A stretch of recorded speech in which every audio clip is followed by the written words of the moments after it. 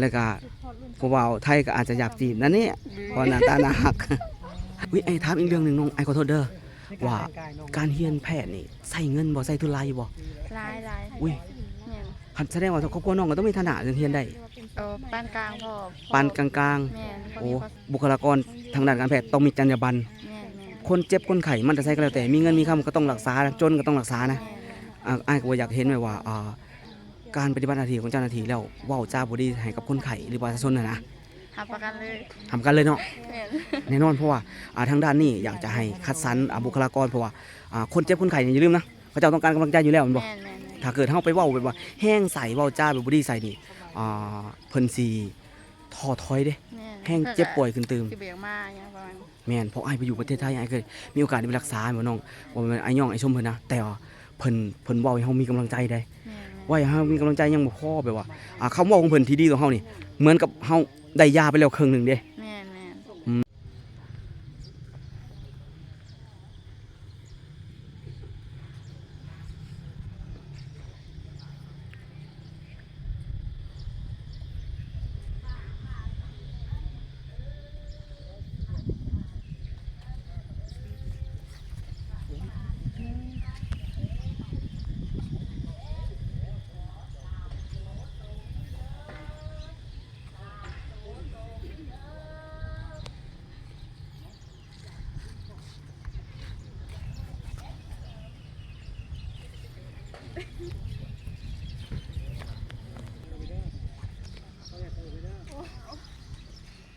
บ่คอยอันญาถ่ายรูปชุมเจ้าไหน บ่แม่นถ่ายรูปพระธาตุถ่าย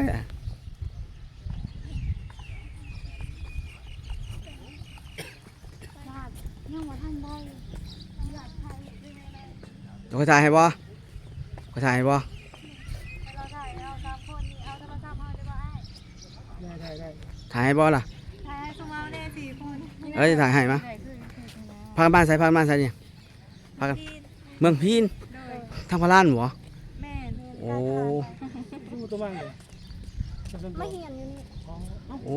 สาวนักเรียนเลยนี่เรียนหยัง จะบอกนั่นแหละ เรียนแพทย์โอ้เรียนจักปีแล้วนี่ พี่น้อง แสดงว่าขอพรให้เรียนจบบ่จังได๋นี่ โอ้สาวนักเรียนแพทย์เนาะเพิ่งจะเรียนปี1บ่ตอนนี้จักปีจบแพทย์อ่ะ 3 ปี 3 ปีบ่แล้วเขาจะไปบรรจุอยู่ไส จะมีบอก บ่ฮู้เลยโอ้อันนี้น้องชื่อหยัง สวรรค์ น้องสวรรค์แล้วน้องเด ไปแล้วน้องเนี่ย น้องแตงน้องคนนั้นเด รัศมี น้องรัศมีน้องคนนั้นเดน้องเพชรน้องแตงน้องรัศมีน้องสวรรค์แล้วก็น้องเพชรเนาะทุกคนเนาะ4 คนเนาะ4 สาว แต่ว่าขาดอยู่เด้มือตูทิ้งมากที่มือเลยผมวิ่งมากขาดผู้ชายเด้ ชาย บ่มีแฟนบ่มีแฟนเด้ อุ้ยจะคนบ่นี่ บ่มี โอ้ยอ้ายกับบ่มีคือกันเด้ ใจมากบอ มา มากดีมักสเปคน้องแบบไหน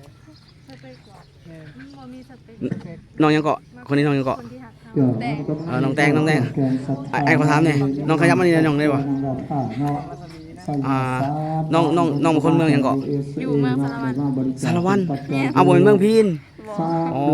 สารวัตรสาวสารวัตรแขวงสารวัตรเลยนะ แม่เนี่ย เมืองยังอยู่สารวัตรนะ อยู่เมืองสารวัตร เมืองสารวัตรเลยอ๋ออยู่ตัวเมืองเลย แต่ว่ามาเรียนแพทย์คือกันเรียนจักปีแล้ว 5 กับปีหนึ่ง ปีหนึงต่อปัจจุบันอายุจักปีแล้ว 19 19 ปีบ่ทันได้สร้างครอบครัวบ่ ยังบ่ได้ มีแฟนแล้วบ่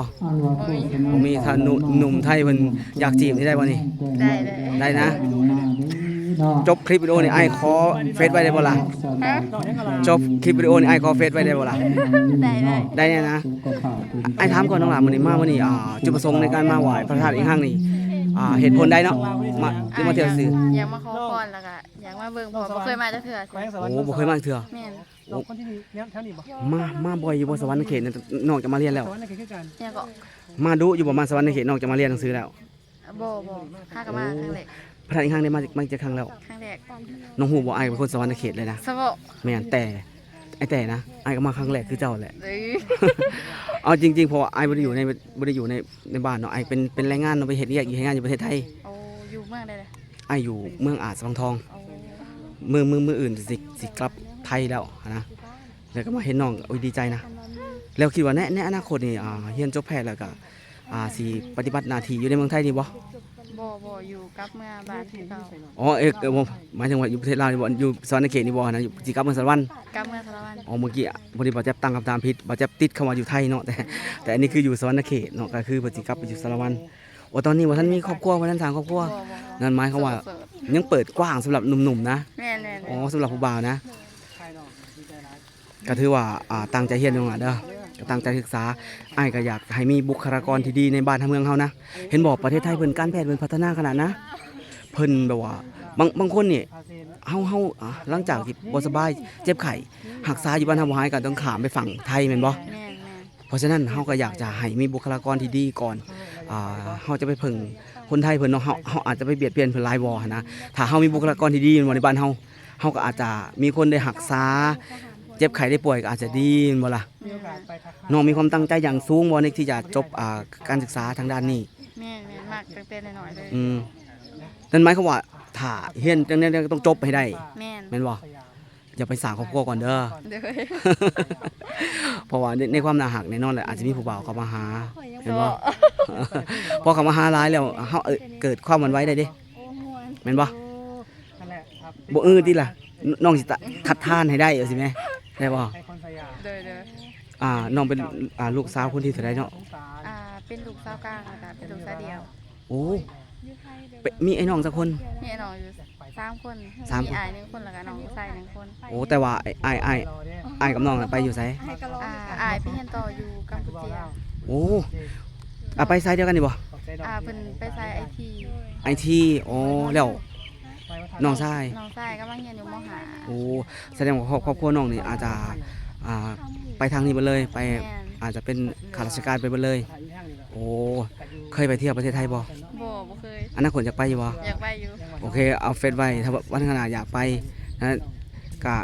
สามารถไปแล้วก็ทักทายกันได้เนาะอาจจะพาไปก็ได้นะไอ้อยู่ประเทศไทยไอ้ก็สามารถพาไปหานี่ได้คือกันเด้แล้วก็ผู้บ่าวไทยก็อาจจะอยากจีบนั่นนี่เพราะหน้าตาน่ารัก คือด้วยความที่น่ารักเนาะแล้วก็น้องมีความตั้งใจจะเรียนหนังสือเนาะอยากจะจบเป็นหมอเป็นแพทย์เป็นหมอเนาะ เด้อ จะปีนะจบเรื่องอะไรเมื่อกี้ 3 ปี 3 ปี เด้อ หลังจาก3 ปีเขาจบไปแล้วเขาจะต้องไป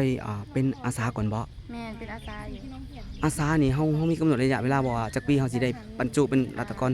ยังบ่ทันได้ว่าเนาะบัด ต้องเบิ่งผลงานก่อน แม่น โอ้แต่ในใดก็ตั้งใจอย่างแน่วแน่ ถามคนที่ อุ้ยไอ้ถามอีกเรื่องหนึงน้องไอ้ขอโทษเด้อ ใน ว่า แต่งกยน้อง การเรียนแพทย์นี่ใช้เงินบ่ใช้ทุนหลายอยู่บ่ หลาย อุ้ย แม่น คันแสดงว่าครอบครัวน้องก็ต้องมีฐานะเรียนได้ ปานกลางพ่อ ปานกลาง แม่นพอ โอ้ มีพอใส่ ๆถ้าเกิดออกแน่นอนน่ะถ้าเกิดคนจนแบบอ้ายบ่เรียนบ่ได้เด้ ได้แค่นี้แบบมีความตั้งใจ หนึ่งมีความตั้งใจสองเฮาก็ต้องเก่งในเรียนหนังสือก็ทำมาสายนี้บ่ แม่น แต่อาจารย์มันเป็นคน เขาอดทนสูงเลย เพราะว่าอาจารย์เป็นคนเกเรน้อยหนึ่งเมื่อตอนเป็นวัยรุ่นนะเพราะไอ้ายเฒ่าแล้วไอ้ายก็บ่ได้เกเรแล้วไอ้ายก็ตั้งใจเฮ็ดเวียกของไอ้ายใส่ให้งานไอ้ายนี่แหละแต่ไอ้ายก็ฝากนะน้องฝากอนาคตของบ้านเมืองเฮาแล้วก็ประชาชนพ่อแม่พี่น้องเฮาในความรักษาดูแลรักษาให้กับน้องเด้เพราะว่าน้องเรียนทางนี้แม่นบ่แน่นอนแหละคนเฮาก็มีเจ็บไข้ได้ป่วยแน่นอนวันข้างหน้าโดยเฉพาะแก่ตัวไปแล้วนะก็หวังให้น้องเป็นบุคลากรที่ดีของบ้านเมืองเนาะนะบ่ว่าให้ก็แล้วแต่เนาะบุคลากรทางด้านการแพทย์ต้องมีจรรยาบรรณ แม่น คนเจ็บคนไข้มันจะใช้ก็แล้วแต่มีเงินมีคำก็ต้องรักษาจนก็ต้องรักษานะอ้ายก็บ่อยากเห็นไว้ว่าการปฏิบัติหน้าที่ของเจ้าหน้าที่แล้วเว้าจาบ่ดีให้กับคนไข้หรือประชาชนนะ หับประกันเลย ทำกันเลยเนาะ แม่น แน่นอนเพราะว่าทางด้านนี้อยากจะให้คัดสรรบุคลากรเพราะว่าคนเจ็บคนไข้นี่อย่าลืมนะเขาเจ้าต้องการกำลังใจอยู่แล้วแม่นบ่ แม่น ถ้าเกิดเฮาไปเว้าแบบว่าแห้งใส่เว้าจาแบบบ่ดีใส่นี่เพิ่นสิท้อถอยเด้ แม่น แห้งเจ็บป่วยขึ้นตื่ม คือเบียงมาอย่างประมาณ แม่นเพราะไอ้ายไปอยู่ประเทศไทยไอ้ายเคยมีโอกาสได้ไปรักษาแม่นน้องบ่แม่นไอ้ย่องไอ้ชมเพิ่นนะแต่ว่าเพิ่นเว้าให้เฮามีกำลังใจได้ แม่น ว่าให้เฮามีกำลังใจยังบ่พอแบบว่าคำเว้าของเพิ่นที่ดีต่อเฮานี่เหมือนกับเฮาได้ยาไปแล้วครึ่งหนึงเด้ แม่น ก็ไอ้อยากให้น้องเป็นแบบนั้นน้องล่ะไอ้ก็ฝากให้น้องแบบว่าตั้งใจเรียนเนาะ เด้อ ก็อาจจะสัมภาษณ์นาน เพราะว่า เป็นพิเศษเด้ไอ้เป็นนักศึกษาแพทย์นำกันแม่นบ่โอ้ทุกคนก็ฝากน้องทุกคนก็ฝากไว้แบบนี้ก็ขอบใจน้องหลายๆเนาะน้องหลายน้องแตง แม่น อุ้ยไอ้ถึกฉลกกับน้องแดงขนาดพอ โอเคน้องหลาไปทหารเพื่อนเนี่ยไอ้ขอรูปน้องแน่เนาะพนมมือในบอนี่ขอบใจหลายน้องหลาเด้อขอบใจหลายเด้อ ก็ขอบใจกันน้องๆยังก็ สวรรค์ น้องสวรรค์คนใส่ก็ คนเมืองพีน เมืองพีนมาเรียนปีคือกันเนาะปีหนึ่งคือกันเนาะนะตั้งใจอย่างแน่วแน่น้องหลานเนาะในการเป็นแพทย์เป็นหมอรักษาคนเจ็บคนไข้แม่นบ่ โดย สิ่งหนึ่งเนาะที่ไอ้จะอยากฝากไว้ก็คือน้องก็เป็นอนาคตของประชาชนที่จะฝากอนาคตไว้คือเจ็บไข้ได้ป่วยก็อย่าเพิ่งแพทย์เพิ่งหมอบ้านเฮาเนาะอยากจะให้น้องแบบว่า ดูแลใส่ใจด้วยหัวใจจริงๆ ด้วยหักในวิชาชีพด้วยจรรยาบรรณนะน้องหละ โดย ก็ถือว่าฝากไว้น้องหละเด้อขอบใจหลายน้องหละเด้อน้องสวรรค์เด้อ โดยเข้าใจ ขอบใจหลายน้องเสียงก่อนน้องหละ โดยซื้อเพชร น้องเพชรก็คือกันเนาะน้องเพชรเป็นคนใช่ก็ คนเมืองพีน เมืองพินคือกัน โดย น้องหลาก็เช่นกันน้องหลาก็ฝากอนาคตบ้านเมืองเฮาเลยก็การรักษาวิชาการแพทย์ต่างๆ ที่ว่าต้องดูแลคนเจ็บคนป่วยบ้านเฮาเนาะมันก็หลายอยู่แล้ว โดย ด้วยจิตที่เป็นอาสาด้วยความรับผิดชอบด้วยหน้าที่และหลักจรรยาบรรณน้องหลาเนาะ โดย น้องศึกษาน้องก็ต้องหูอยู่แล้วทางนี้เห็นบ่เพราะว่าไอ้เคยไปอยู่ประเทศไทยไอ้ก็เคยไปเขาไปรักษาในโรงพยาบาลไทยนะเฮาได้รับการปฏิบัติอย่างดี